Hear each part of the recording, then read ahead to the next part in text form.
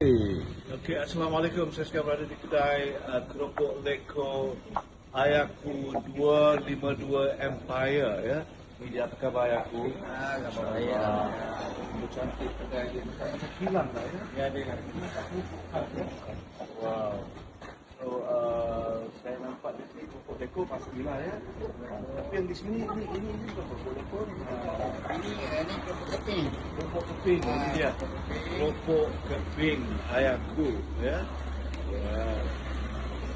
Saya suka keropok keping.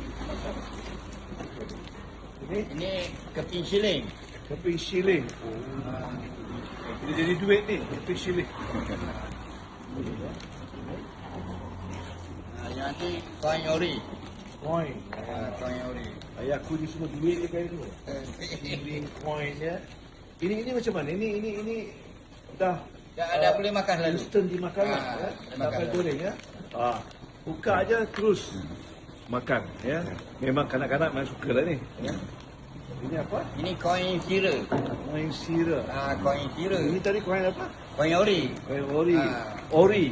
Ini koin sira. Yang ini? Ini sama lah ya. Sama. Ya. Ini dia. Ini dia produk-produk daripada Ayaku ya. Jika anda berminat, datanglah kedai keropok leko Ayaku Empire. Di mana tempat ni, Pak? Di Alur Kuda, Bukit Topeng. Alur Takir. Kuda, Bukit Tokeng, Seberang Takir. Topeng, bukan Tonggeng. Topeng. Tokeng, Seberang Seberang Takir. Takir. Ya. Kuala Terengganu. Ya. So, apa yang saya katakan, keropok Ayaku ini memang rangup dan enak dimakan. Ya. Jadi kalau anda berminat, datang ramai-ramai untuk order keropok leko bermacam jenama ada. Ya.